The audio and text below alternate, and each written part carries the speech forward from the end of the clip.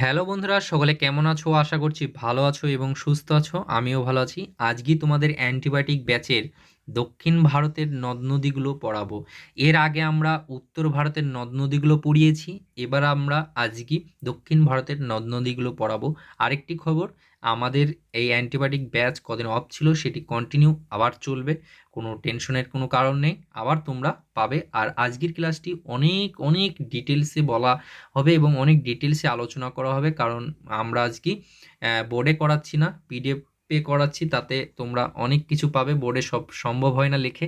তাই আজকে ভীষণ ইম্পর্টেন্ট হতে চলেছে। তোমরা চাইলে এই নোটটি তোমরা কিন্তু যেইভাবে নোটটি তৈরি করা আছে সেইভাবে তোমরা ছবি এঁকে এঁকে তৈরি করে নাও, খুবই উপকার হবে। তা চলো আজকে দক্ষিণ ভারতের নদ নদীগুলো পড়াবো। হ্যাঁ, তার আগে বলি, ভারতের নদ নদীগুলোকে দুটি ভাগে ভাগ করা হয়, এর আগের ক্লাসে বলেছি। উত্তর ভারতের নদী এবং দক্ষিণ ভারতের নদী। উত্তর ভারতের নদীগুলো আমি কমপ্লিট করেছি, আজকে দক্ষিণ ভারতের নদীটা একবারেই কমপ্লিট করে দেবো, যতটা আছে সবটাই। বোঝা গেল? দক্ষিণ ভারতের নদীটার ঢোকার আগে আমরা আগে ম্যাপটাকে দেখব। ম্যাপটাকে একটু আয়ত্ত করলে আমরা আরও ডিটেলসে ভালো একটু বুঝতে পারবো। তা দেখো, এখানে আমরা এই ম্যাপটিকে যদি আমরা ভাগ করি, তাহলে আমরা উপরেরটা উত্তরের নদী পেয়েছি আর দক্ষিণেরটা দক্ষিণের নদী পেয়েছি। দক্ষিণের নদীটাকে আবার দুটি ভাগে ভাগ করেছি। দক্ষিণের নদীটা যদি আমি এই মাঝ বরাবর ভাগ করি, তাহলে দুটি ভাগে ভাগ করছি। যেটা তোমার একটা ভারতের যে এদিকে আমাদের বঙ্গোপসাগর আছে, এদিকে আরব সাগর আছে। তোমার এই দিকটাকে আমরা কি বলছি, আরব সাগরের এই দিকটা আমরা বলছি যে তোমার পশ্চিম বাহিনী নদী। পশ্চিম দিকে আরব আছে, তাই পশ্চিম বাহিনী নদী। আর বঙ্গোপসাগর যেটা আছে সেটাকে আমরা পূর্ব বাহিনী নদী বলবো। আশা করছি বুঝতে পেরেছো। তাহলে এই বঙ্গোপসাগরের দিকে বা পূর্ব দিকে যে নদীগুলো পতিত হয়েছে, এই যে নদীগুলো, সেই নদীগুলোকে আমরা কি বলবো? পূর্ব বাহিনী নদী বলবো। আর পশ্চিমে পশ্চিমে যে আরব সাগরের দিকে যেগুলো পতিত হয়েছে, সেই নদীগুলোকে আমরা কি বলবো? সেই নদীগুলোকে আমরা আহ, পশ্চিম বাহিনী নদী বলবো। বোঝা গেল? তা আমরা চলো পড়াই যায়, তাহলে পড়াতে গেলে বুঝতে পারবে, তার আগে বুঝতে পারবে না। আর ক্লাসটি যদি ভালো লেগে থাকে অবশ্যই লাইক, কমেন্ট এবং বন্ধুদের সাথে শেয়ার করবে। যে বন্ধুরা টাকা দিয়ে পড়তে পারছে না, সেই বন্ধুদের কাছে ফ্রিতে যেন এই ব্যাচটি তোমরা শেয়ার করে দাও, এটুকুই আমি চাই। আর চলো, প্রতিটা ক্লাস আশা করছি তোমরা পাবে।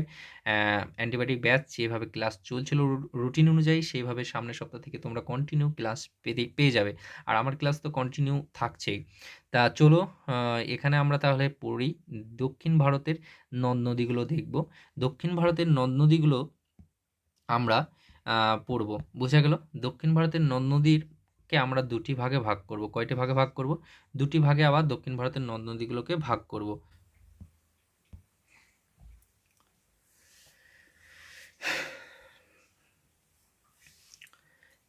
একটা হচ্ছে পশ্চিম বাহিনী নদী আর একটা হচ্ছে পূর্ব বাহিনী নদী। বোঝা গেল? আহ, দক্ষিণ ভারতের নদ নদীগুলোকে দুটি ভাগে ভাগ করছি। একটা হচ্ছে পশ্চিম দিকে যেগুলো পতিত হয়েছে, তাই পশ্চিম বাহিনী নদী বলবো। আর পূর্ব দিকে যেগুলো পতিত হয়েছে সেগুলোকে পূর্ব বাহিনী নদী বলবো। মনে থাকবে, পশ্চিম বাহিনী নদীগুলো আরব সাগরে পতিত হয়েছে, যেটা বললাম। পশ্চিম দিকে দেখো, আরব সাগর এটা কি পশ্চিম দিক, পশ্চিম বাহিনী নদীর মধ্যে পড়ছে। পশ্চিম দিকে যেটা, সেটা পশ্চিম বাহিনী নদী বলবো, যেটা আরব সাগরে পতিত হচ্ছে। আর পূর্ব বাহিনী যেগুলো বঙ্গোপসাগরে পতিত হচ্ছে, সেইগুলোই দেখো সবই লেখা আছে। ভালো করে তোমরা পড়বে এবং এগুলোকে নোট করে নেবে খাতাতে, এটুকুই বলবো। দেখে চলে গেলে কোনোদিনই থাকবে না। যাদের চাকরি করার ইচ্ছা আছে তারা খাতা কলম নিয়ে বসে পড়বে, এটুকু জানি। আমার আমার পড়ানো যদি তোমাদের ভালো না লাগে, তোমরা অবশ্যই নোটগুলোকে কালেক্ট করে নাও, এটুকু বলবো। বোঝা গেল? তা চলো, এখানে তাহলে আমরা দেখতে পাচ্ছি যে আরব সাগরে পতিত হয়েছে কি পশ্চিম বাহিনী নদীগুলো, আর পূর্ব বাহিনী নদীগুলো বঙ্গোপসাগরে তোমার পতিত হয়েছে। বোঝা গেল? এবার আমরা দেখব পশ্চিম বাহিনী নদীগুলো মোহনার বদ্বীপ দেখা যায় না। তাহলে পশ্চিম বাহিনী নদীগুলো ভালো করে মনে রাখবে, পশ্চিম বাহিনী নদীগুলো কোনো বদ্বীপ দেখা যায় না। কিন্তু দক্ষিণ ভারতের যে নদ নদীর মধ্যে তোমার পূর্ব বাহিনী নদী দেখবো, সেই পূর্ব বাহিনী নদীগুলো কিন্তু আমরা বদ্বীপ দেখতে পাবো। বোঝা গেল? মোহনায় কি দেখতে পাবো? বদ্বীপ দেখতে পাবো। বোঝা গেল? আর বেশিরভাগ দক্ষিণ ভারতের নদ নদীগুলো বেশিরভাগই কি আছে তোমার, বেশিরভাগই পূর্ব বাহিনী নদী। বোঝা গেল? শুধু তাপ্তি আর নর্মদা গ্রস্ত উপত্যকার মধ্য দিয়ে প্রবাহিত হওয়ার জন্য এই নদীগুলো পশ্চিম বাহিনী নদী। বোঝা গেল? তো চলো, আমরা তাহলে আজকে আমরা কোন দিকটা পড়বো? এই পূর্ব বাহিনী নদীটা দেখব।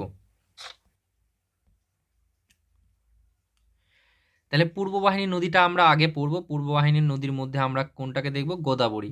গোদাবরী থেকে যেসব কোয়েশ্চেনগুলো আসে ডিটেলসে একদম সুন্দর করে পয়েন্ট টু পয়েন্ট পরপর পরপর আমি তোমাদের পড়িয়ে দেবো। এখান থেকে হেডিংগুলো যেগুলো আছে সেগুলোকে একটু চোখে ধরবে, কারণ যদি ডাব্লিউপি বা কেপি বা পুলিশের লাইনে যেসব পরীক্ষাগুলো হচ্ছে এসএসসি জিডি এইগুলোর জন্য তোমরা কিন্তু এইগুলোকে ফলো রাখবে।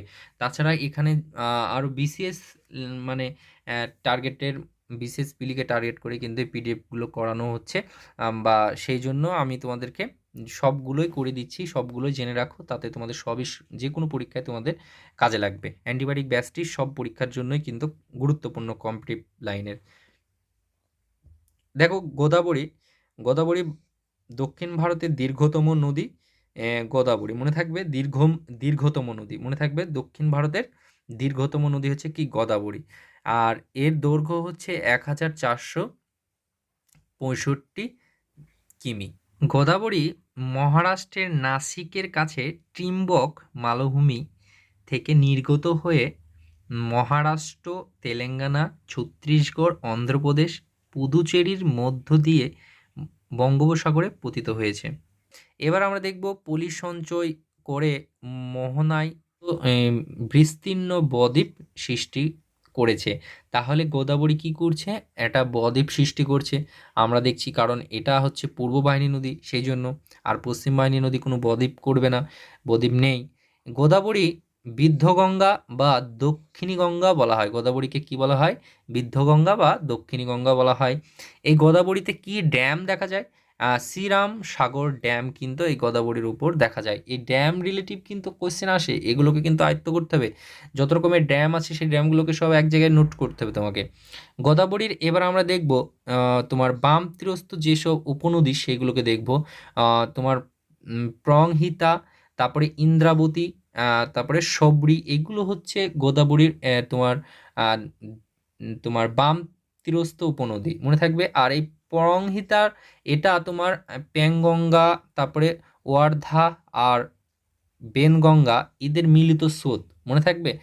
গোদাবরীর ডান তীরস্থ উপনদীগুলো দেখব, মঞ্জিরা, তারপরে ডারনা, পোভারা, এইগুলো হচ্ছে গোদাবরীর ডান তীরস্থ উপনদী। নাসিক আর রাজমুন্দ্রি এই দুটি শহর গোদাবরীর নদীর উপর বা তীরে অবস্থিত। আর টোবাকো রিসার্চ ইনস্টিটিউট অবস্থিত কিন্তু এই দুটি শহরের উপর। বোঝা গেল? তাহলে আমরা গোদাবরীর সম্পর্কে আমরা কিন্তু ডিটেলসে পেয়ে গেলাম।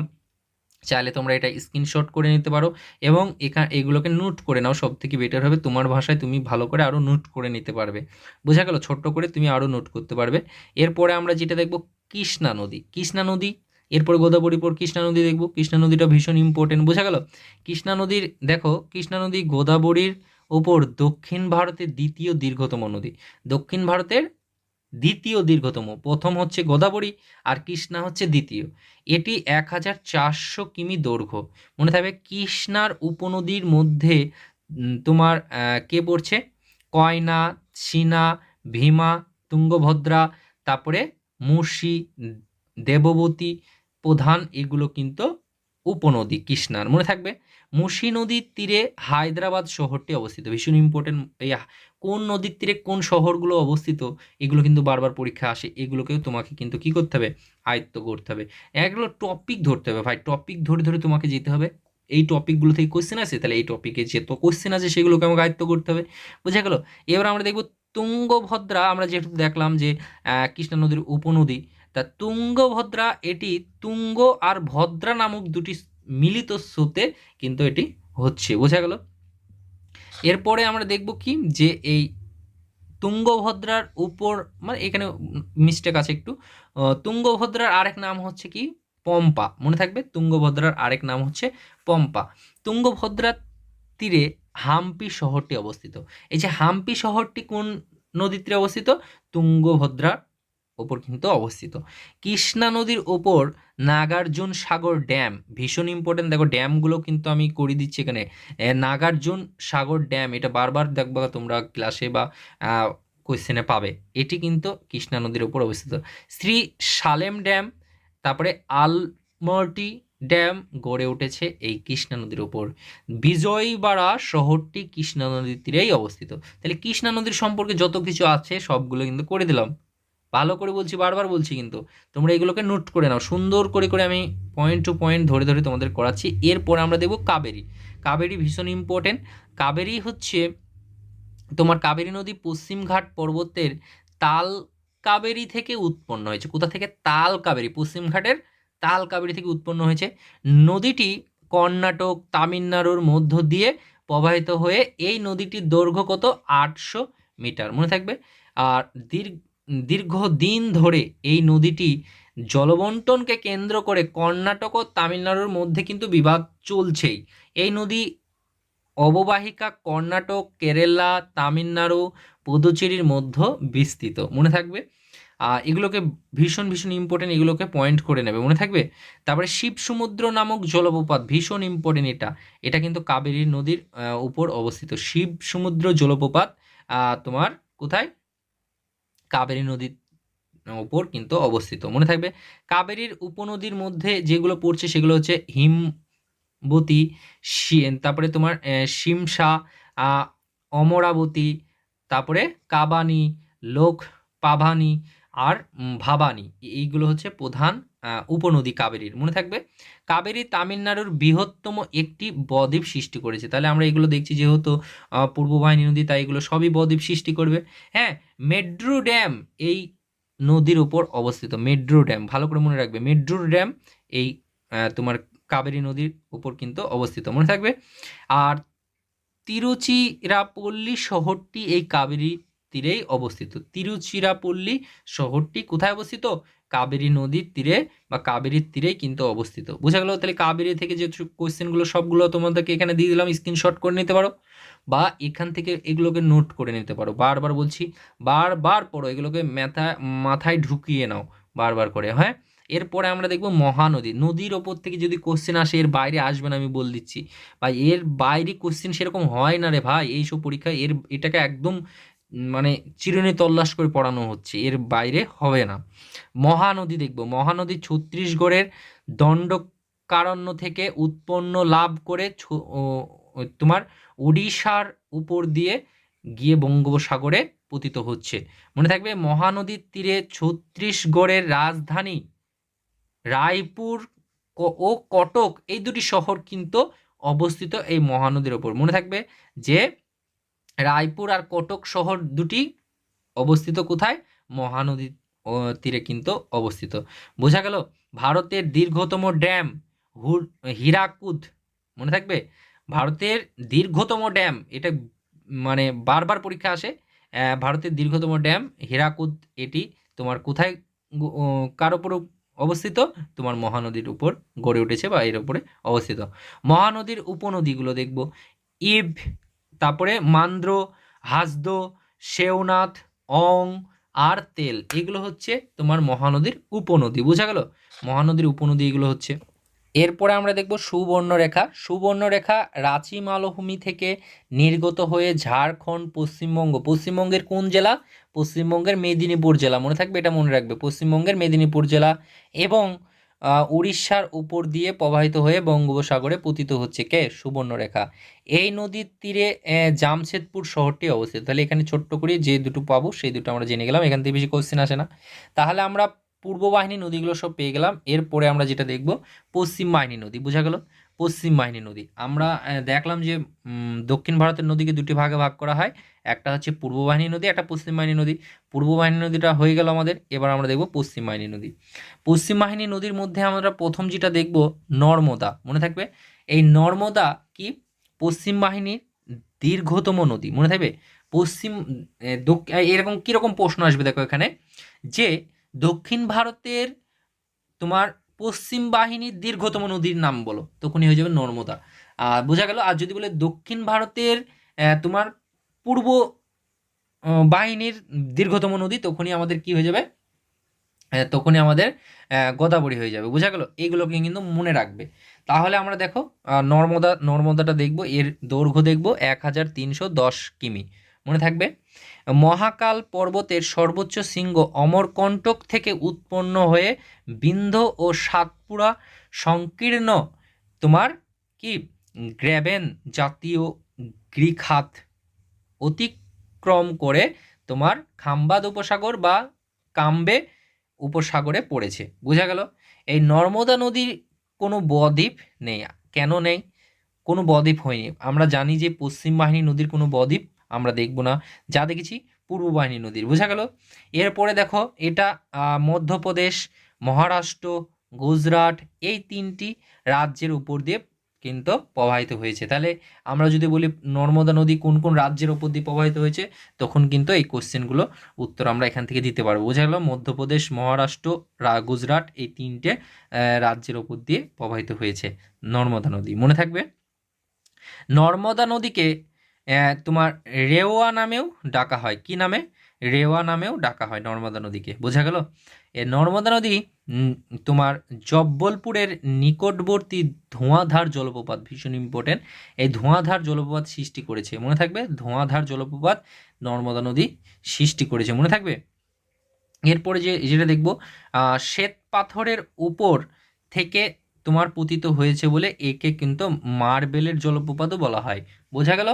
নর্মদার উপনদীগুলো দেখব, হিরণ, বর্ণা, তারপরে তোমার কোলার, তাওয়া, কুন্ডি, এইগুলো মনে থাকবে। এগুলো হচ্ছে তোমার নর্মদার উপনদী। এই নর্মদা নদীর উপর ইন্দিরা সাগর, যেটা মধ্যপ্রদেশ, আর সর্দার সাগরের সর্দার সরোবর, যেটা গুজরাট, জলবিদ্যুৎ কেন্দ্র কিন্তু গড়ে উঠেছে। এগুলো আমরা জেনে গেলাম। বোঝা গেল? তাহলে আমরা এখানে নর্মদা নদী সবগুলো পেয়ে গেলাম। নর্মদা নদীর পরে আমরা যেটা দেখব সেটা হচ্ছে তাপ্তি নদী। মনে থাকবে, নর্মদা নদীর এবার আমরা দেখব তাপ্তি নদী। এগুলো সবই কিন্তু পশ্চিম বাহিনী নদী, দক্ষিণ ভারতের পশ্চিম বাহিনী নদী। মনে থাকবে, তাপ্তি নর্মদার যমজ নদী বলা হয়। তাপ্তি নদীকে নর্মদার যমজ নদী বলা হয়। মধ্যপ্রদেশের মহাদেব পর্বতের তোমার মুলতাই রিজার্ভ ফরেস্ট থেকে কিন্তু উৎপন্ন হয়েছে। সাতপুরা ও অজন্তার মধ্যবর্তী গ্রস্ত উপত্যকা দিয়ে প্রবাহিত হয়ে সুরাটের কাছে খাম্বাদ উপসাগরে পড়েছে। মনে থাকবে কোথায় গিয়ে পড়েছে? খাম্বাদ উপসাগরে। চলো তোমাদেরকে ছবিতে নিয়ে যাই, তাহলে তোমরা একটু বুঝতে পারবে। সেই ছবিতে চলো আমরা রিটার্ন যাই। খাম্বাদ উপসাগরে গিয়ে মিশেছে। দেখো এখানে, দেখো খাম্বাদ উপসাগরে মিশেছে। এখানে দেখো, এই দেখো নর্মদা আর তাপ্তি। মনে থাকবে, এই নর্মদা আর তাপ্তি এই দুটো মিলিত হচ্ছে এখানে, মিলিত হয়ে এখানে তোমার খাম্বাদ উপসাগরে গিয়ে তোমার পতিত হচ্ছে। বোঝা গেল? এরপরে দেখো, তাপ্তি নদীর মধ্যপ্রদেশ, মহারাষ্ট্র, গুজরাট এই 3টি রাজ্যের উপর দিয়ে প্রবাহিত হচ্ছে। তাহলে কোন কোন রাজ্যের উপর দিয়ে প্রবাহিত হচ্ছে সেগুলো আমরা জেনে যাচ্ছি। তাপ্তি নদীর উপর কাকড়াপাড়া ও উকাই ড্যাম, কাকড়াপাড়া ও উকাই ড্যাম যেটা গুজরাটে গড়ে উঠেছে। মনে থাকবে।